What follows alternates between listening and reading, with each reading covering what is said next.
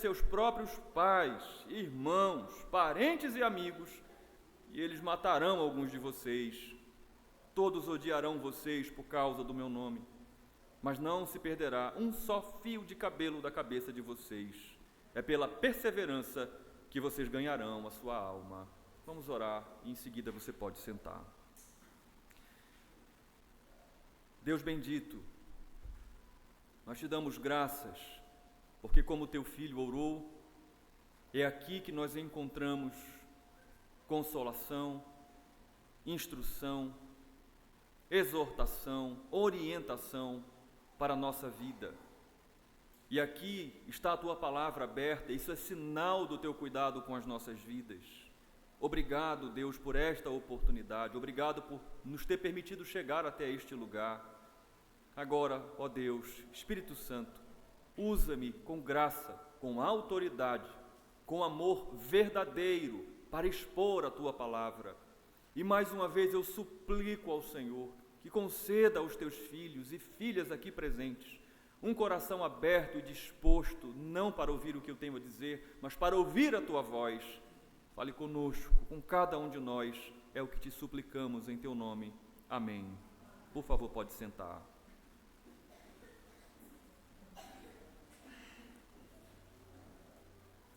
Eu queria iniciar fazendo aqui uma breve observação para os escatólogos de plantão, aqueles que gostam demais da escatologia, da doutrina das últimas coisas, dos detalhes, da simbologia, que essa exposição não será dedicada para falarmos profundamente de alguns aspectos escatológicos desta porção de versículos e os seus paralelos em Mateus e Marcos. Nós teremos um pouco mais de teologia, de escatologia na próxima exposição, sobretudo quando formos meditar acerca da vinda do Filho do Homem. Aí ore por isso e prepare o seu coração para ouvir o que Deus tem a falar. Mas hoje nós vamos meditar sobre alguns aspectos muito importantes, não só históricos, como práticos para a nossa vida, acerca da primeira mensagem sobre os sinais do fim dos tempos. Eu quero começar essa exposição perguntando a você o seguinte: imagine se você tivesse o poder de prever o futuro. Já alguma vez tentou se imaginar assim, com o poder de prever, de saber o que vai acontecer amanhã? Já alguma vez você já fez isso e já teve a conclusão de que isso seria muito poder? Se você tivesse condições de saber o que vai acontecer amanhã, muita coisa seria diferente na sua vida. Quando se fala sobre isso, o imaginário humano delira, viaja. É um forte anseio da humanidade caída, saber o que vai acontecer amanhã, saber o que vai vir depois da curva, o que vai acontecer no futuro. E por que esse é um anseio da humanidade caída? Porque a humanidade caída, rebelde, insurgente contra Deus, tem um desejo muito grande de controlar aquilo que ela chama de destino, controlar o seu destino. E isso, deixa eu dizer a você, que não é espiritual. Querer saber o que vai acontecer amanhã, querer prever e não esperar o dia de amanhã, segundo a Bíblia, não é espiritual. Isso é carnal. Porque se querer saber o futuro é andar ansioso, é expressão de falta de confiança em Deus. E assim como foi dito no sábado retrasado pela irmã Gesana, você se preparar, ser precavido, ser uma pessoa prudente, não é disso que eu estou falando. Eu estou falando de você ficar com o seu coração tomado por ansiedade, porque você não confia em Deus e por isso você quer saber o que vai acontecer amanhã. A Bíblia, desde o início, nos alerta contra esta forte inclinação do nosso coração. É por isso que o Espírito Santo vai inspirar o autor sagrado e vai nos instruir em Eclesiastes capítulo 3, versículo 1, dizendo que há um tempo para tudo, e tudo tem um propósito. Isso significa que o tempo e que o propósito das coisas, que tem a sua ordem, não estão debaixo do nosso controle, mas do controle de Deus. É por isso que Ele sabe o que vai acontecer amanhã e eu não. É por isso que esse mesmo versículo de Eclesiastes 3:1 diz que há tempo para todo propósito, para tudo o que acontece debaixo do céu. Porque acima do céu não há tempo. Acima do céu não há surpresas. Ele sabe de tudo, mas debaixo do céu tudo tem o seu tempo. Tudo tem um propósito. Tudo está debaixo do controle de Deus e não do meu e do seu. Se você crê nisso, diga amém. Amém. Amém. Eu também creio nisso. A Bíblia ensina isso. Mas se eu e você cremos nisso, se a Bíblia ensina isso, então eu quero fazer uma outra pergunta, que tem a ver com o nosso tema, você vai observar. Por que que nas igrejas, no Brasil afora, ao invés de procurar o dom do amor, se procura o dom das línguas, sobretudo ligadas às profecias, que no nosso país tem sempre a conotação de saber do futuro. Dia desse eu estava vendo um programa e lá o entrevistador fez uma pergunta e eu vi que era uma irmã, pela forma de se vestir, de se comportar, e ele fez uma pergunta e ela disse assim: sim, eu acredito nisso, meu objetivo é esse. Afinal de contas, já foi profetizado em 2 lugares diferentes.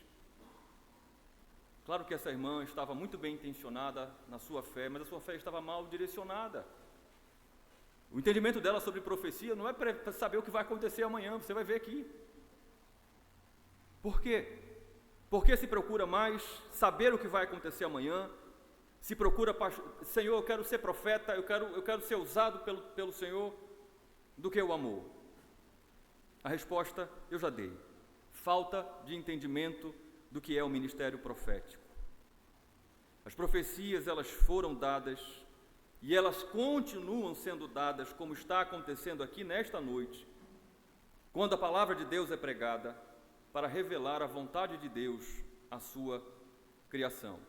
Foi assim no Antigo Testamento, foi assim no Novo Testamento, como nós vamos ver hoje, e é assim hoje, e será assim até o fim dos tempos.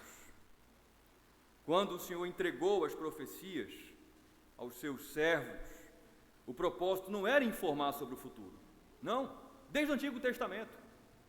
O propósito de Deus entregar as profecias era alertar o povo sobre uma coisa: o juízo de Deus está vindo sobre os ímpios, mesmo aqueles que estão dentro de Israel, e esse juízo fará uma distinção entre condenação e salvação. Pode observar todos os ministérios proféticos do Antigo Testamento, é sempre assim, desde Moisés e Arão. As profecias informam: os ímpios devem se arrepender.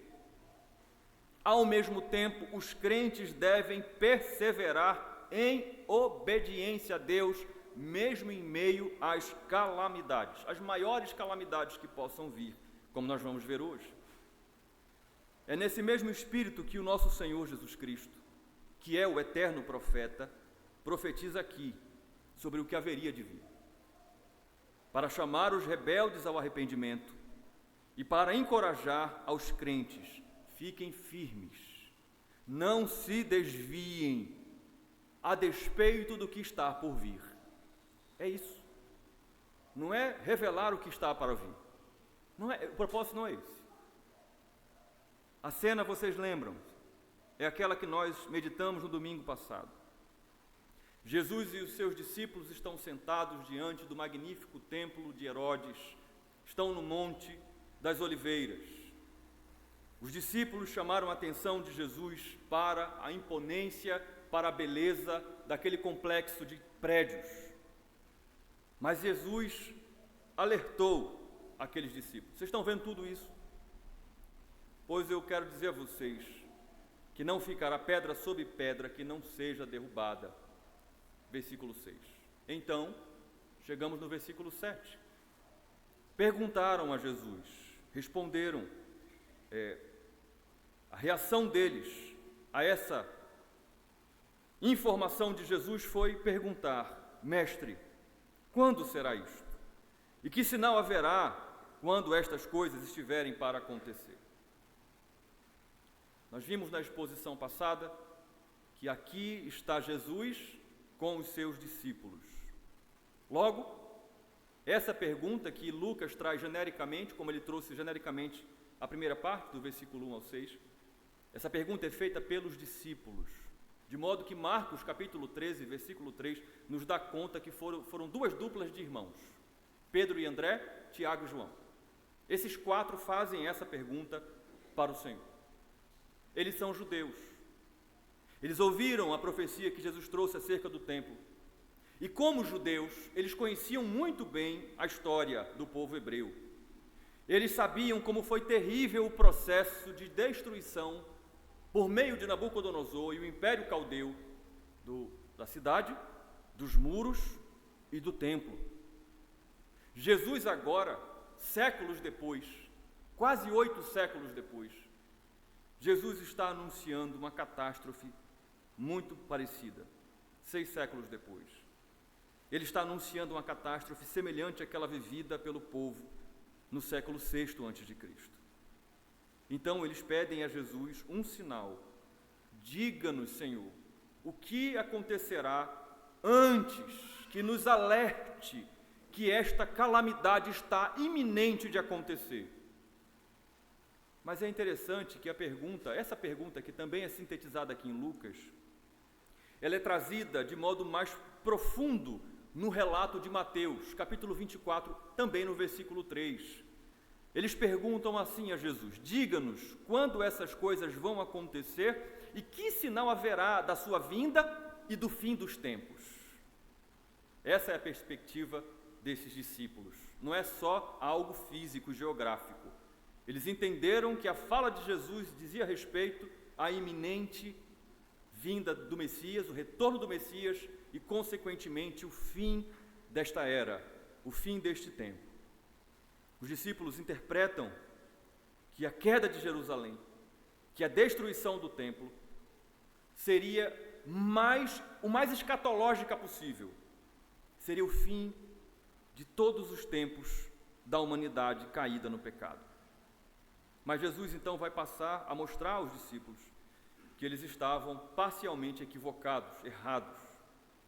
Que os discípulos não deveriam confundir as duas etapas do derramamento do juízo divino sobre a humanidade. A primeira etapa, como nós vamos ver hoje, uma parte e a outra na próxima exposição, ia ser sobre Israel. Por fim, Deus derramaria do seu juízo final sobre todo o mundo. Jesus vai mostrar que o primeiro julgamento que virá sobre Israel aponta para o julgamento final e maior que virá sobre todo o mundo. Mas não necessariamente são julgamentos iguais e que estão intimamente ligados e que vão acontecer exatamente no mesmo momento.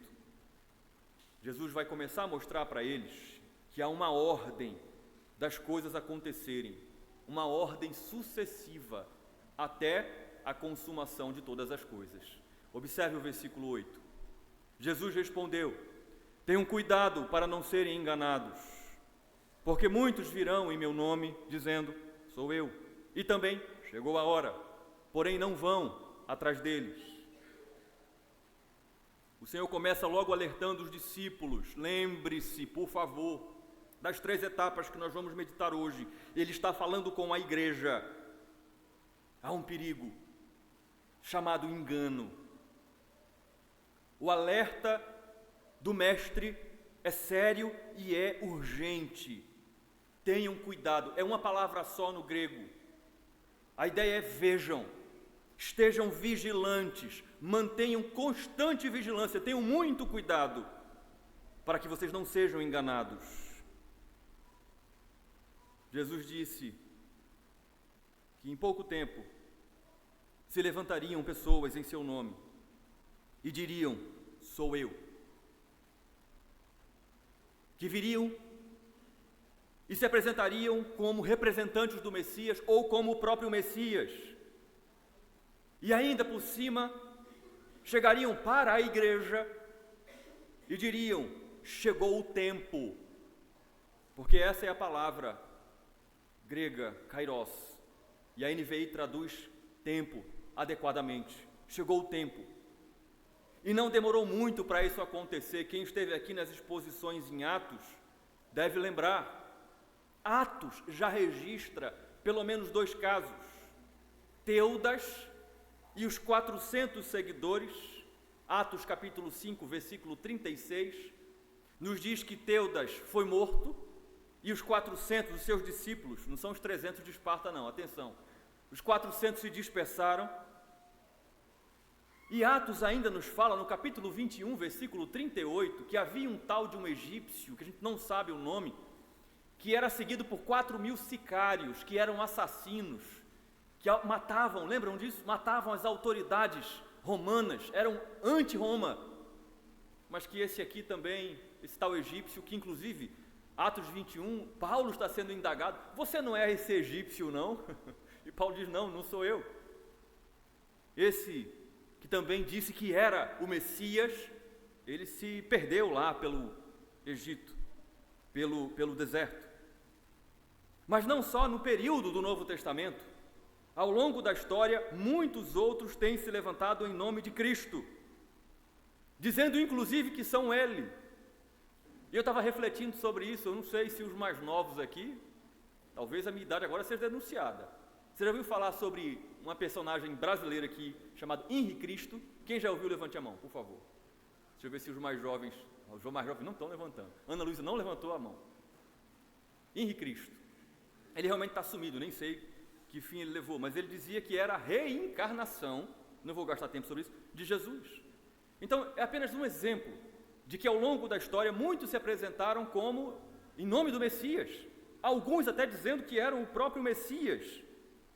Então aquilo que o Senhor disse que aconteceria, de fato aconteceu e ainda acontece, mas Ele disse: não sejam enganados, prestem atenção, vigiem com relação a isso. E Ele diz: não, eles vão se apresentar, mas não vão atrás deles. E a palavra grega é viajar. Não saiam, não é a primeira vez que a gente vê essa palavra aqui em Lucas, não saiam do lugar onde vocês estão para ir até onde eles estão. O sentido é: não ouçam, não acreditem nesses falsos messias que se apresentam em meu nome.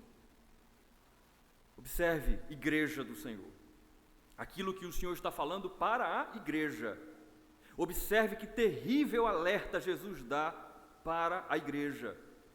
Pessoas que se apresentam em nome de Cristo, pessoas que falarão em seu nome, que falarão coisas semelhantes ao que Ele disse, pessoas que vão usar a sua própria palavra, mas o seu intuito será enganar, fazer com que o povo de Deus se desvie do seu caminho. Observe esse alerta que Cristo nos dá. Ele está nos alertando para que nós, sua igreja, não sejamos enganada. Não nos desviemos do nosso caminho, mas nós perseveremos em fidelidade diante do nosso Deus. Em fidelidade diante do nosso Deus. Ele faz isso porque é uma tentação natural do nosso coração seguir por caminhos tortuosos. A novidade, deixa eu dar exemplos para você entender o que eu estou dizendo. As novidades, a quebra da santa rotina estabelecida na palavra. Sabe como é que chama isso aqui no Brasil? Movimento. Essa é a tendência, isso alimenta a nossa carne, isso alimenta a nossa vontade humana. Seguir falsos mestres. Se não fosse tão fácil para a gente fazer isso, Ele não nos alertaria tantas e tantas vezes, em pessoa e também através dos seus servos, desde o Antigo Testamento. Não adorem falsos ídolos. E então, Jesus, de modo mais profundo ainda, Ele passa a dar sinais que vão anteceder o fim. Presta atenção no versículo 9 e 10. para não serem enganados, igreja, quando vocês ouvirem falar de guerras e revoluções, não fiquem assustados, pois é necessário que primeiro aconteçam estas coisas, mas o fim não será logo. Versículo 10. Então Jesus lhes disse: nação se levantará contra nação e reino contra reino. Nos dias que Jesus falou isso, o Império Romano desfrutava de relativa paz há muitas décadas. Mas Jesus está trazendo uma profecia sobre o que está por vir. 35 anos depois dessas palavras de Jesus, esse mesmo império passou por uma turbulência muito forte. Para você ter uma ideia, mais ou menos no ano 69 ao ano 70, o Império Romano teve 4 imperadores: Galba, Otto, Vitélio e, por fim, Vespasiano, o qual nós vamos meditar na próxima exposição, mais profundamente. 4 imperadores, o império, em um ano. Mas Jesus então está dizendo, preste atenção, igreja, estas comoções sociais, essas guerras, esses levantes de reino contra reino, de nação contra nação, elas não ditam, não comandam, não governam a agenda do céu. Essas comoções sociais que virão sobre você, igreja, elas são assustadoras. Elas trazem, sim, impacto social, impacto econômico, mas, igreja, Jesus está dizendo aos seus discípulos e a mim e a você, essas comoções sociais, essas guerras, esse impacto econômico não mudam o curso da história. É interessante Jesus dizer isso para mim, e eu penso que para você também, porque a tendência nossa é olharmos para a história e achar que a história ela é escrita pelos atos dos homens. Mas Jesus está dizendo, não é isso. Os homens são sim responsáveis por suas ações, mas Jesus está dizendo, lembre-se, aí o que eu disse que mencionaria, que hoje não estava em nossos atributos, Deus governa todo o universo, de modo que não somos nós que escrevemos a história do universo que pertence a Deus, e Cristo está dizendo, virão essas coisas sobre vocês, minha igreja, mas vocês não devem se perturbar com relação a essas coisas, achando que essas coisas são sinais de que eu estou chegando naquele momento, como se isso apressasse a vinda de Cristo. É interessante demais, porque essa é a inclinação do meu coração, é interessante demais isso. Basta estourar uma guerra, um ano, já faz um ano que estourou a guerra de Israel. Quando estourou eu disse pronto, daqui a pouco o céu se abre e Jesus volta. É a tendência do nosso coração, como se essas coisas ditassem o tempo de Jesus voltar. Não, Jesus está dizendo, essas coisas vão acontecer, mas ainda não será o fim. Vocês não devem se perturbar com essas coisas. Vocês não devem deixar com que essas coisas tragam ansiedade sobre vocês. Vocês devem olhar para essas coisas como indicativos de que a minha palavra é fiel e ela se cumpre, porque eu estou dizendo que isso vai acontecer. Do mesmo jeito, Cristo diz, não sigam falsos mestres. Ele vai dizer, não se deixem abater pelo tumulto, pelo bramido do mar. E nós vamos ver isso quando formos meditar sobre a vinda do Filho do Homem. Haverá pavor por causa do bramido do mar, que é um símbolo escatológico do mundo revoltoso, caído no pecado. Não se deixem perturbar pelo bramido do mar. Do mesmo jeito que vocês não devem ser enganados e seguirem a falsos mestres, vocês também não devem se deixar levar pelas comoções desse mundo mergulhado no pecado. E aí Cristo diz, esse mesmo princípio se aplica às calamidades naturais, versículo 11. Haverá grandes terremotos, epidemias, fome em vários lugares, coisas espantosas, também grandes sinais vindos do céu. E os escatólogos de plantão vão lá visitar Apocalipse capítulo 6 até o 18, você vai ver lá detalhado esses sinais. Os projetos futuros era nós trazermos a exposição de Apocalipse nas nossas quintas-feiras na doutrina. Ore por isso. Mas Jesus está falando isso mais ou menos na década de 30 do primeiro século. Na década de 60, 70 e 80, ou seja, mais ou menos 30 anos depois, o mundo foi assolado por muitas calamidades naturais, muitas, que se eu fosse falar aqui, trazer os relatos históricos, não dava tempo. Eu quero só mencionar a calamidade natural que acontece no ano 79, que foi a mais famosa desse período, do primeiro século, que foi a erupção do Monte Vesúvio, que destrói Pompeia e toda a sua circunvizinhança, e que foi, certamente, para aquele tempo, está registrado nos anais da história, um indicativo: o mundo vai se acabar. Aquilo que Jesus disse aconteceu com pouquíssimo tempo. Mas, mesmo ao longo da história, assim como as comoções sociais, muitas e muitas catástrofes naturais vêm se renovando sobre a humanidade. Aristóteles, Sêneca, Plínio, filósofos que nas suas obras registraram várias e várias calamidades naturais, terremotos terríveis.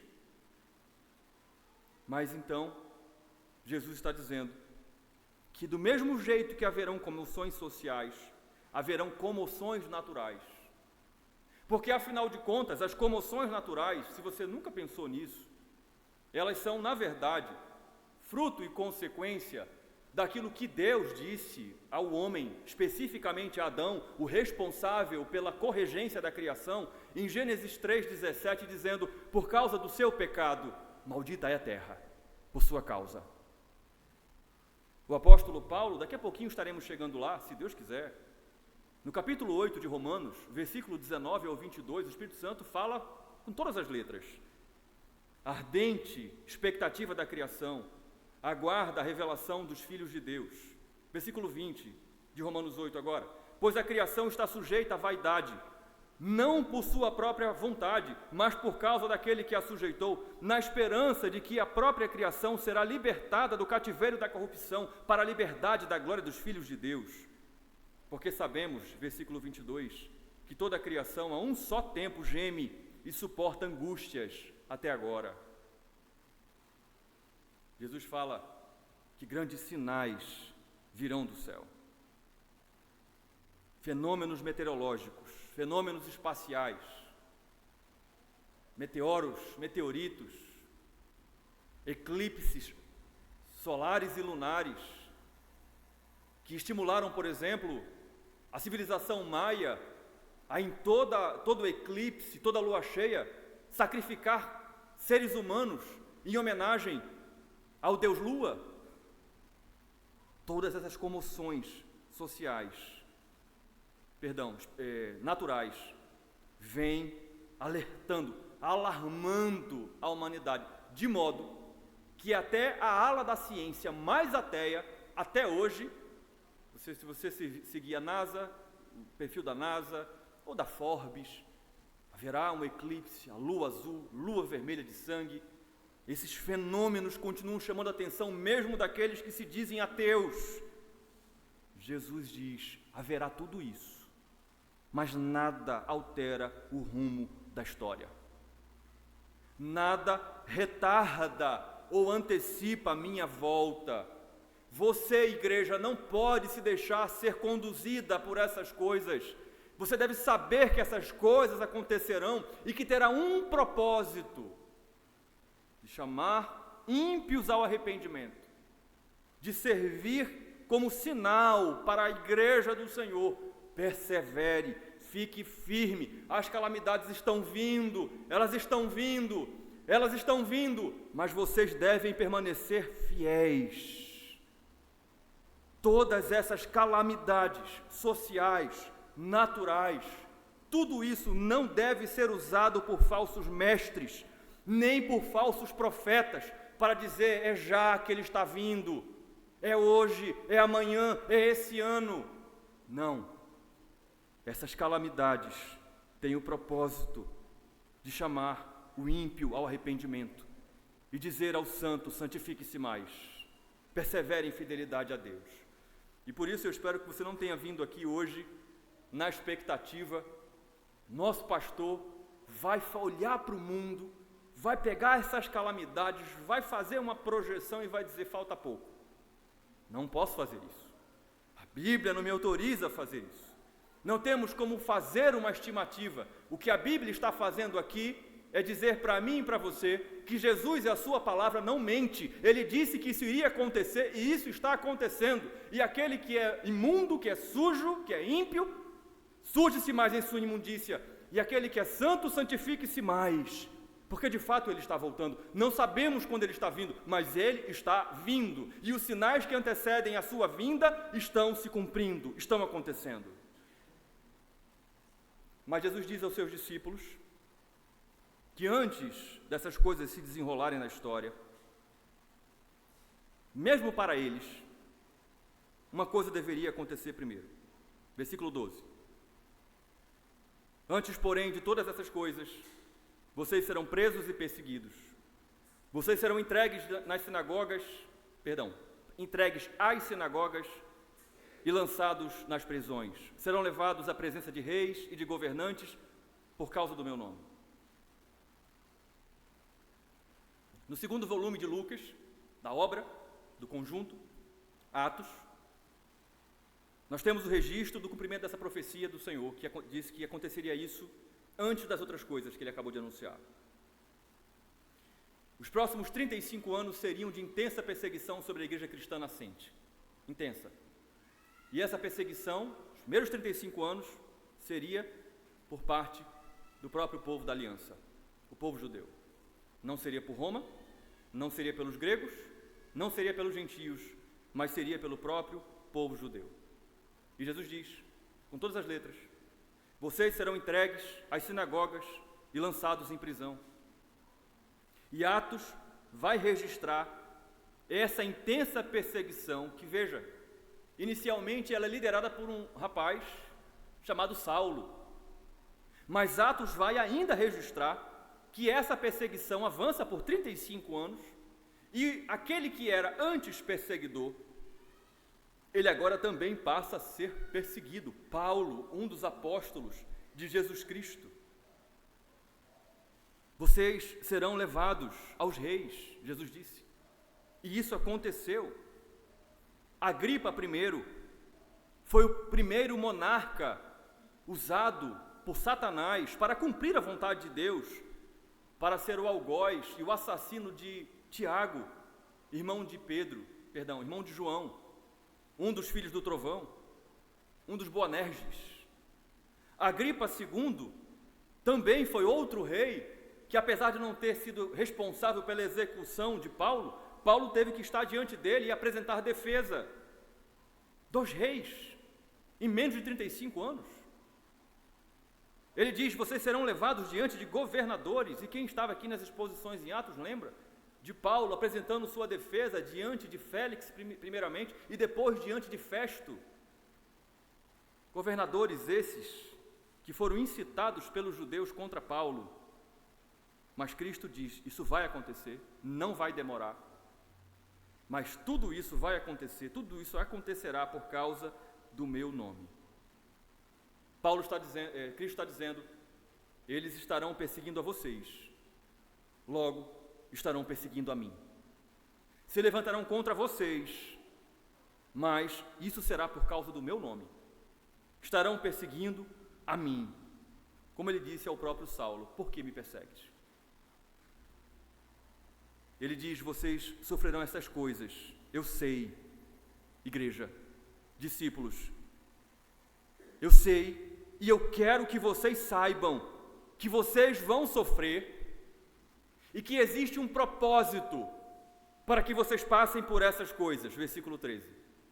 Isso acontecerá para que vocês deem testemunho. Os discípulos estão ouvindo o mestre falar. E parece que eles prestaram bastante atenção no que Jesus estava dizendo. Porque eles guardaram as palavras de Jesus nos seus corações e eles foram fiéis até a morte. Eles foram testemunhas de Cristo através da sua pregação. E ontem, lá em Caetés 1, meditamos um pouco sobre uma parte dessa história em Atos 4. O Sinédrio dizendo a Pedro e a João: nós advertimos severamente vocês, não preguem e nem ensinem acerca de Jesus. E a resposta dos discípulos foi: nós não podemos deixar de falar aquilo que nós temos visto e ouvido. Eles testemunharam com a sua própria vida. E o apóstolo Paulo vai discorrer sobre isso largamente na sua segunda carta aos Coríntios, no capítulo 6. Esses discípulos ouviram a voz do Mestre dizendo: todas essas coisas acontecerão, vocês sofrerão coisas horríveis, com o propósito de que vocês deem testemunho de mim. E eles testemunharam em meio ao sofrimento, até com os seus cânticos, como Paulo e Silas em Atos 16, no cárcere interior, na cidade de Filipos. Observe como diziam os puritanos, a tocha do testemunho que estes apóstolos inicialmente empunharam e levaram adiante, foi sendo passada de geração em geração e agora está nas nossas mãos. E é por isso que muitas coisas vão querer acontecer na minha vida e na sua vida, para que nós esqueçamos que nós estamos com a tocha do testemunho de Cristo, do nome do Senhor, e levar adiante. Nós seremos seduzidos pelas coisas dessa vida, desse mundo. Investir o nosso tempo, a nossa saúde, o nosso melhor nas coisas passageiras desta vida. Nós ficaremos, se deixar, rodando em círculos. Já viu? Eu sou muito fã de cachorrinhos, atenção. Mas já viu a cena engraçada de um cachorrinho correndo atrás do seu próprio rabo? Não há sentido naquilo, você acha graça naquilo. Se nós deixarmos, nós não vamos fazer o que eles fizeram. Porque sim, foi a graça de Deus que ajudou eles a testemunharem com a sua palavra, com a sua vida, com as suas canções. Mas também, eles foram obedientes ao que Cristo ordenou. Ao que Cristo ordenou por 2 vezes. Olha o versículo 14 e 15, preste atenção. Tomem, pois, a decisão de não se preocupar com o que irão responder, porque eu lhes darei palavras e sabedoria a que não poderão resistir, nem contradizer todos os que se opuserem a vocês. 2 vezes eles ouvem isso. Jesus já havia dado esse mesmo ensino num outro momento, quando ele adverte os discípulos: cuidado com o fermento dos fariseus. Evangelho segundo Lucas, capítulo 12, especificamente os versículos 11 e 12, ele tinha dito quase a mesma coisa que ele está dizendo aqui, no capítulo 21, versículo 14 e 15. Por que ele faz isso? Por que ele repete o mesmo ensino 2 vezes? Por 2 motivos. Primeiro, para dar ênfase ao ensino. ênfase, isso é muito importante. Tomem essa posição. Não confiem em vocês, na sabedoria de vocês. Confiem que eu concederei a vocês, eu concederei a vocês o que vocês precisam, e tudo o que vocês vão dizer, eu vou conceder a vocês, de modo que ninguém que se opõe a vocês poderão resistir a vocês, poderão contra-argumentar e vencer vocês. Primeiro, então, para reforçar, mas em segundo lugar, Cristo traz de novo esse ensino para fazer uma revelação de algo maravilhoso. Maravilhoso. Porque em Lucas 12:12, Jesus diz, preste atenção, não se preocupem, o Espírito Santo ensinará a vocês. Perceberam? Aqui ele diz, eu lhes darei palavras e sabedoria. Cristo está dizendo que há uma sinergia da Trindade, agindo e trabalhando no meio da igreja, em meio a esses contextos de calamidade, de perseguição, de modo que essa sinergia divina em favor do seu povo, esse trabalhar de Deus agindo em sua igreja, torna toda a igreja genuinamente cristã, toda a igreja que é regida, que é submissa à Escritura, invencível contra o pecado, invencível contra a maldade dos ímpios. A igreja é invencível, a igreja submissa a Cristo, ao senhorio de Cristo, da sua palavra. Jesus está dizendo por 2 vezes, pela ação do seu Espírito, pela sua própria ação, que essa igreja ela é imbatível. Não há corrente de argumentação humana, não há nenhum tipo de artifício que possa vencer a verdadeira igreja de Cristo. Ele e o seu Espírito capacitam essa igreja a triunfarem na verdade. É por isso que nós estamos aqui. É por isso que nações e mais nações, homens brilhantes, ateus, autoridades, déspotas, tiranos, desde o Antigo Testamento, e nós estamos aqui, não conseguem nos vencer, porque nós estamos submissos à palavra de Deus, e Ele e o seu Espírito nos concede invencibilidade, na verdade. Meus irmãos, isso causa no meu coração 2 impactos. O primeiro, quem pode prevalecer contra uma legítima igreja cristã? Quem pode? É por isso que a artimanha de Satanás é me desviar como ministro, é desviar vocês da verdade, é nós continuarmos parecendo igreja, mas nós não sermos igreja, nós não sermos fiéis à Escritura, nós não nos submetermos ao senhorio de Cristo.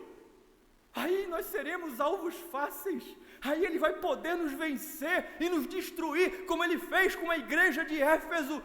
O Espírito Santo usa o próprio Salvador para dizer: eu tenho contra vocês que vocês já abandonaram o primeiro amor, arrependam-se e voltem, porque senão eu venho sem demora contra você e eu removo de você o seu candeeiro.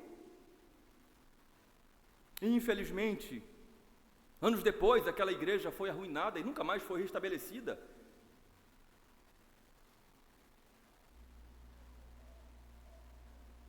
É interessante isso. Eu olho para a nossa igreja e eu penso que eu vou passar, que vocês vão passar, mas essa igreja, ela vai permanecer. Não é assim. Não é assim. O que faz essa igreja estar de pé há 68, 69 anos? O que faz a igreja estar neste mundo vitoriosa, militante e triunfante? É a invencibilidade que é dada exclusivamente pela submissão ao senhorio a Cristo, em meio à perseguição, em meio a calamidades sociais, a calamidades naturais. Então quem é que pode prevalecer contra a igreja pequena, inexpressiva, do pastorzinho simples, que ninguém conhece? Se for fiel à Escritura, ninguém pode prevalecer. Jesus disse: as portas do inferno não prevalecerão contra a minha igreja, não prevalecerão contra vocês. Mas o segundo impacto que traz ao meu coração essa verdade é que não importa quem ouse se opor. Jesus fala sobre oposição. Não importa quem se opor a um crente fiel, a um pastor fiel, a um presbítero, a um diácono, a uma igreja fiel, não importa. Jesus diz: não poderão resistir nem contradizer a verdade que Cristo, que o Espírito Santo de Deus dá. Mas, apesar disso ser aquecedor, isso não quer dizer que muita resistência não existirá. Jesus está dizendo para esses discípulos, caminhando o fim da nossa mensagem, não vou falar 1h30,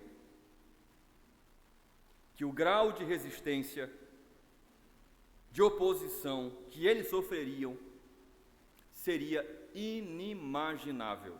Versículos 16 e 17. E vocês serão entregues até por seus próprios pais, irmãos, parentes e amigos. E eles matarão alguns de vocês. Todos odiarão vocês por causa do meu nome.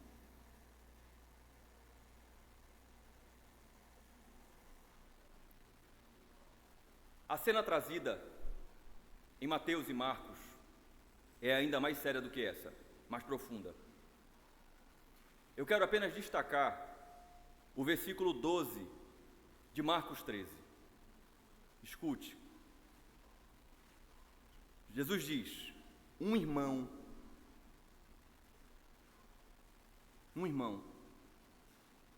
entregará à morte outro irmão. E o pai entregará o filho. Haverá filhos que se levantarão contra os seus pais e os matarão. Jesus está dizendo que os vínculos mais próximos serão desconsiderados. Famílias, amigos. Jesus diz: vai haver morte por causa do Evangelho. Observe bem o que Jesus está dizendo. Jesus está dizendo que o Evangelho, que confronta o pecado, antes de apresentar a graça, o Evangelho confronta o pecado, porque senão a graça não tem sentido. Já falei sobre isso aqui em outras ocasiões. Ele não será suportado nem pela família. Nem pela família. E aí eu preciso dizer uma coisa a você. Preste atenção. Há uma tentação para a igreja de olhar as calamidades sociais, olhar os governos ímpios se levantar e dizer: Jesus, volta logo. A coisa está fora de controle aqui. Ver as calamidades naturais, as pandemias da vida e dizer: Jesus, volta logo, porque eu não aguento mais. Esse negócio aqui virou bagunça, está sem controle. Você concorda que são tentações? Da gente se desesperar, e por isso Jesus está dizendo: não se desesperem, fiquem firmes, perseverem. Aqui também há uma tentação muito grande. Quando Jesus diz que o Evangelho vai causar divisão sem precedentes entre família, entre amigo, existe uma grande tentação. Qual, pastor? Não passarmos por isso. Adulterarmos a verdade do Evangelho para isso não acontecer. Observe o que Jesus está nos ensinando. Jesus não está nos incentivando a deixarmos o Evangelho de lado para não ter problema com as pessoas, ainda que seja a nossa família. Ele não está dizendo para mim e para você, para diante dessa calamidade chamada divisão entre família, entre amigo, nós deixarmos de lado o Evangelho, apoiarmos o pecado na vida das pessoas, para que isso não aconteça. Ele está dizendo aos discípulos: não deixem com que os vínculos familiares, não deixem com que os vínculos de amizade superem os vínculos que vocês têm comigo. Não deixem. É por isso que aqui, familiares e amigos estão entregando a morte aos crentes por causa do ódio que eles têm. Ódio, é o que diz o versículo 17. Ódio que eles têm, a repulsa que eles têm ao Evangelho. Quando nós cedemos à tentação, e para não termos um embate com a nossa família, não termos um embate com o nosso amigo, nós adulteramos o Evangelho, nós não denunciamos o pecado, sabe o que nós estamos fazendo? A mesma coisa que aqueles que odeiam o Evangelho. Estamos entregando eles à morte espiritual. Porque a única maneira e saída deles terem vida e saúde espiritual é através do arrependimento dos seus pecados. É através da mortificação da sua carne. É por isso que o Evangelho apresenta para mim e para você, para a igreja do Senhor, um caminho totalmente diferente do caminho dos ímpios. Os ímpios apresentam e entregam os crentes para a morte. Os crentes apresentam os ímpios a Cristo para a vida.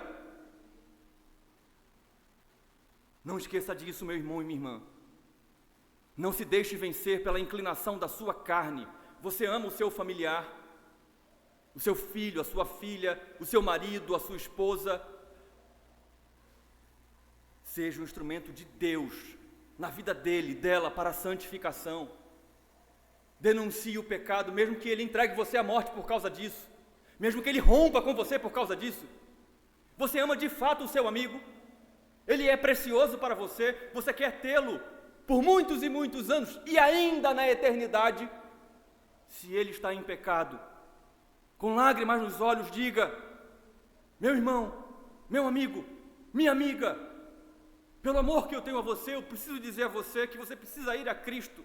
Eu preciso entregar você a Cristo para que você desfrute de vida, para que você saia desta condição. O texto é claro demais. Divisão. Crentes e descrentes. Aqueles que querem fazer a vontade de Deus e aqueles que não querem fazer a vontade de Deus. Aqueles que amam a Deus e aqueles que odeiam a Deus. Cristo diz: vocês serão entregues. Igreja, não há como escapar disso. Se vocês amarem a Cristo, pastor, se você amar a Cristo, se você lutar para submeter à vontade revelada de Deus, ser fiel, ministro do Evangelho, pode ficar certo, você vai ser odiado por aqueles que não querem fazer a vontade de Deus. Ouviram candidatos ao ministério? Ouviram? Não pensem que Cristo é mentiroso, porque Ele não é. Ouviu, meu irmão e minha irmã? Você que está sofrendo de ruptura na sua família, você que está sendo negligenciado, deixado de lado, como eu, no meu contexto, pelo fato de você ser crente, Cristo disse que isso aconteceria. Odeiam você, se afastam de você, não querem comunhão com você, por causa do nome de Cristo. Se você tem buscado com todas as suas forças ser fiel ao Senhor, isso tem acontecido na sua vida, ouça o que Ele disse em outro lugar: se alegre. Você é mais do que bem-aventurado, porque fizeram isso com aqueles que viveram antes de vocês. Fizeram isso com os profetas. Vocês serão entregues, porque até os seus familiares e amigos, todos, e aqui todos são aqueles que são opositores do Evangelho, esse é o contexto, odiarão vocês por causa do meu nome. Mas por fim, versículos 18 e 19, mas não se perderá um fio de cabelo da cabeça de vocês. É pela perseverança que vocês ganharão a sua alma. Olha, se nós olharmos para esses dois versículos, estamos de fato terminando. E não entendermos o que Cristo está ensinando aqui, a gente vai criar dois problemas. Dois. O primeiro deles: como é possível os discípulos, trazendo para hoje eu e você, como é possível os discípulos de Jesus não perderem nem um fio de cabelo, se agora no versículo 16 ele disse que alguns morreriam? E na verdade, todos os apóstolos, com exceção de João, foram martirizados precocemente. Todos. Como é que é isso? Como é que pode? Nem um fio de cabelo se perder. Esse é o primeiro problema. O segundo problema: os discípulos não eram salvos, porque o versículo 19 diz que é pela perseverança que eles vão ganhar a alma. Então quer dizer que eles só conseguiriam alcançar a salvação se eles se mantivessem firmes até o fim. Eles não estavam seguros. Aí eu refleti, irmã Lídia, que gosta muito de cantar os salmozinhos aqui conosco. Esses discípulos e nós não podemos cantar que segurança sou de Jesus. Eles não estão seguros, é isso que está acontecendo aqui? O que Jesus está ensinando nesses versículos? O Senhor não está falando, irmãos, como você já deve imaginar, de preservação física, quando Ele fala que nem um fio de cabelo. Aí você vai começar a entender, você diz, oh, glória a Deus. Ele está falando de salvação, Ele está falando de redenção. Observe o que Ele disse em Mateus capítulo 10, versículos 28, 29, 30 e 31. Não tenham medo dos que matam o corpo, mas não podem matar a alma. Antes, tenham medo daquele que pode destruir tanto a alma como o corpo no inferno. Versículo 29. Não se vendem 2 pardais por uma moedinha? Não é assim.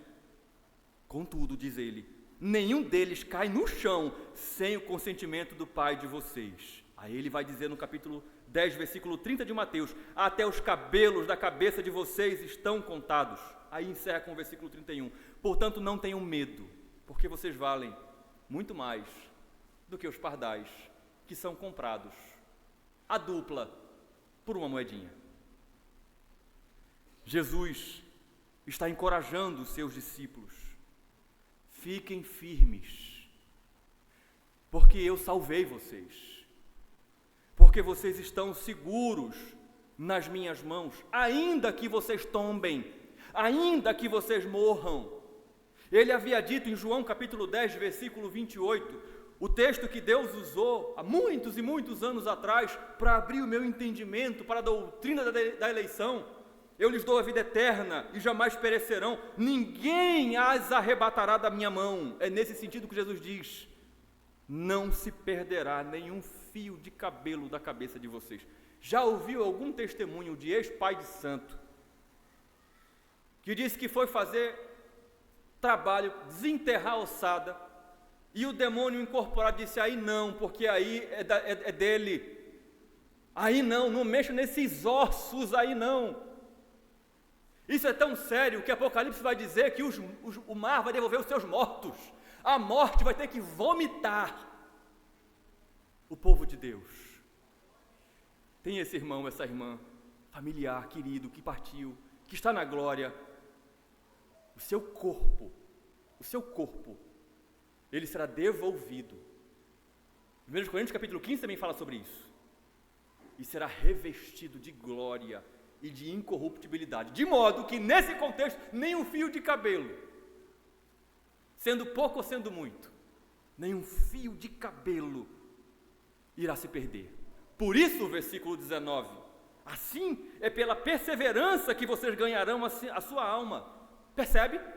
Sim, é pela perseverança, mas não é por causa da minha perseverança. O que sustenta a perseverança dos santos, o que sustenta a igreja em sua perseverança até o fim é a graça de Deus.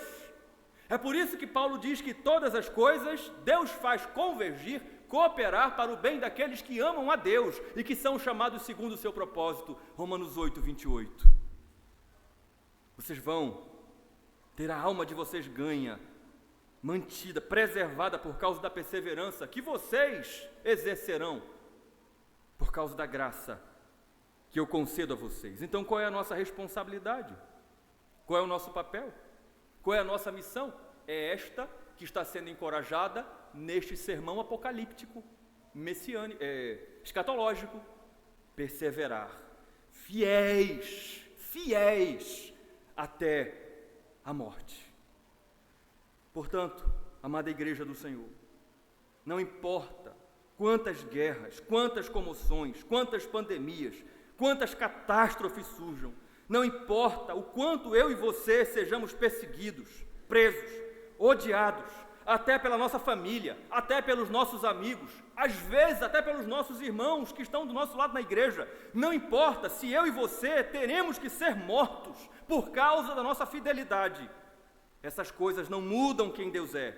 Essas coisas não escrevem a história. Essas coisas cumprem apenas esse propósito: mostrar para mim e para você os sinais do fim dos tempos. Apontar que não é agora que Cristo vai voltar. Não é apontar que Cristo não vai voltar nem tão cedo, porque afinal de contas tem guerra desde o início do mundo, tem calamidade. Não, também não é para isso.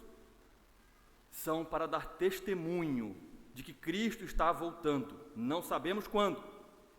E logo, diante de todas essas comoções, a nossa missão é testemunhar o Evangelho. É Cristo ser pregado entre as nações até que Ele venha. E sobre isso nós vamos ouvir na próxima exposição, se Deus quiser. Vamos orar. Obrigado, Senhor, porque a Tua palavra, ela é fiel e nela nós podemos confiar e descansar. Os sinais, eles vêm acontecendo ao longo da história, estão compreendidos entre a Tua primeira vinda e o Teu retorno, a Tua parousia. Nós não sabemos quanto tempo falta. A nossa expectativa é Maranata, ora vem, Senhor Jesus. Mas nós sabemos que até este dia, todo esse sermão escatológico é para nos ensinar que, a despeito de qualquer coisa que enfrentemos nesta vida, que nós devemos perseverar e ser fiéis até a morte, para que recebamos do Senhor a coroa da vida. Perdoe-nos, ó Deus, se temos sido infiéis ao Senhor, se temos olhado para as calamidades sociais ou naturais e temos achado que o mundo está fora de controle, porque ele não está, em acharmos que são os homens que constroem a história do mundo, porque não é. Nos perdoe, ó Deus, porque sim, tem acontecido conosco. Família, amigos, têm se levantado contra nós. E nos perdoe se nós temos sido infiéis ao Senhor, deixado de lado o Teu Evangelho, para não termos indisposição com os nossos familiares, com os nossos amigos, ou às vezes até com os nossos irmãos. Nos perdoe por isso. Nos ajude a sermos fiéis à Tua palavra. Nos ajude, ó Deus, a não retrocedermos, a sermos fiéis até a morte, se necessário, até que o Senhor venha. Aplica, ó Deus, Espírito Santo, a Tua palavra aos nossos corações. É o que te pedimos em Teu nome. Amém.